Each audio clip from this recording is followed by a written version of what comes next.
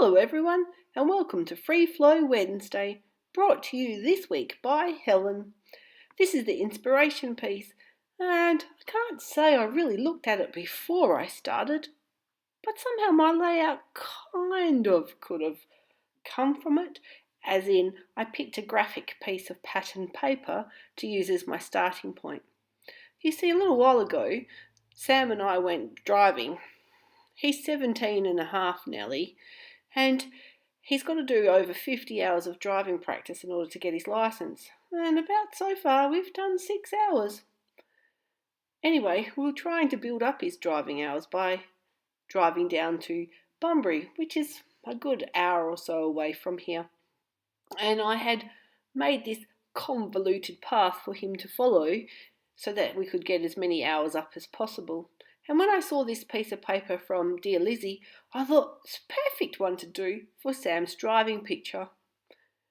Seeing as my car is a little red Mazda, I thought it was only fitting that I coloured the cars in red. So I pulled out some of my Prismacolor pencils and had a good old fun time colouring in.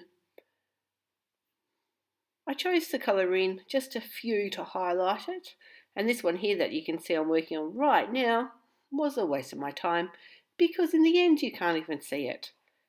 But that's how I scrapbook. I get an idea and I go with it. I don't generally pre-plan a layout at all, so sometimes I do things, cover them up. Anyway, I pulled out more paper from the range and decided that I needed a nice coloured frame around it. Used the double-sided tape method. This time, if you saw my last layout, you would have seen how badly I stuffed up when I decided to use my ATG gun. So I learnt my lesson and I used the double-sided tape, and it was much better. I took it off to my sewing machine and sewed around the edges. And then to tie in that red, I decided to mat the photo first with red and then with a contrasting bluey tealy colour. I'm trying my hardest to remember what this range is called. Anyway, it's one fairly recent from Dear Lizzie. Here you can see. And luckily I stopped and thought and looked at the other side of this pattern paper before I started chomping into it, because the little piece there with the red car fits perfectly. And as you can see, covers up the one I did colour in. I decided I needed a piece of pattern paper to sit on to give it a ledge or a shelf to work from, and after trialling a few I liked this lighter blue colour.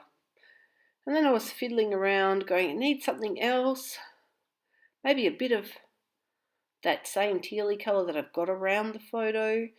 And then sitting on my desk was the strip off the bottom of one piece of pattern paper, and I liked the foxes, and then I liked the bit of the strip on the bottom of this one as well. So I cut enough to layer it up to make it interesting. Just don't quite know what happened with my sticking skills. I started off so well, but, well, when I tried to put it down, it's not actually the straightest. And it wasn't quite stuck down the best. I thought I'll try and pull it apart, and that didn't work. I realised I was going to rip it all completely. So I persevered and kept going, found some skinny tape to stick these two pieces together, and once again, don't know what quite happened. It didn't get very straight. But you know, I always say, when you do these things and you make errors or it doesn't quite go the way you wanted, it just means you need a bit more embellishing in that area. So I tried to fix it by trimming it so that it didn't look too crooked. But, oh well, at least it's on there, I suppose. And as I always say, a blind man would love to see it. I did pull out my T-square ruler to try and fix it up as much as I could, but it's down. That's the main thing. It's one more memory recorded and in my album.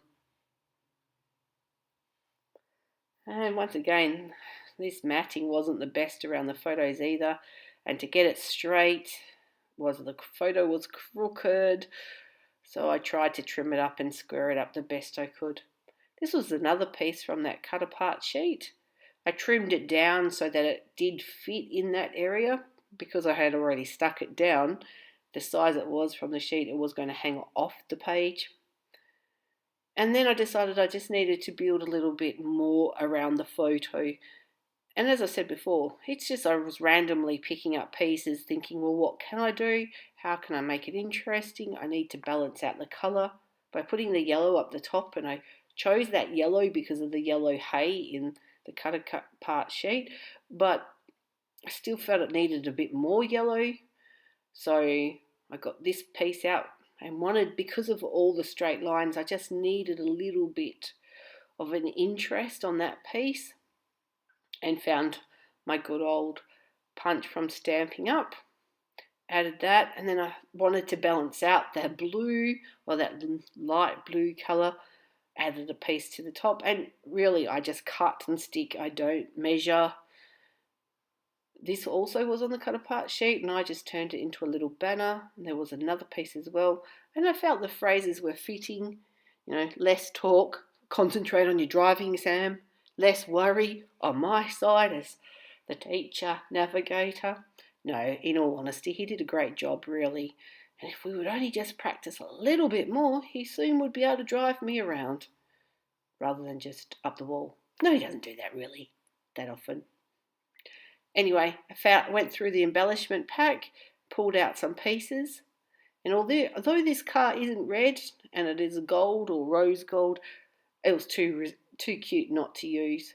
As you can see, there's a few little label stickers too that I pulled off the sticker sheet, and I've pulled out these wooden cars. I have a feeling Studio Calico from a while ago, and used some Dylusion spray to colour them. And when they were dry, I just needed something behind them to kind of ground them. So once again, I found another old punch and just cut out some of these darker tealy pieces just to be that little bit of grounding for the little wooden cars. And then went through the smaller embellishment pieces.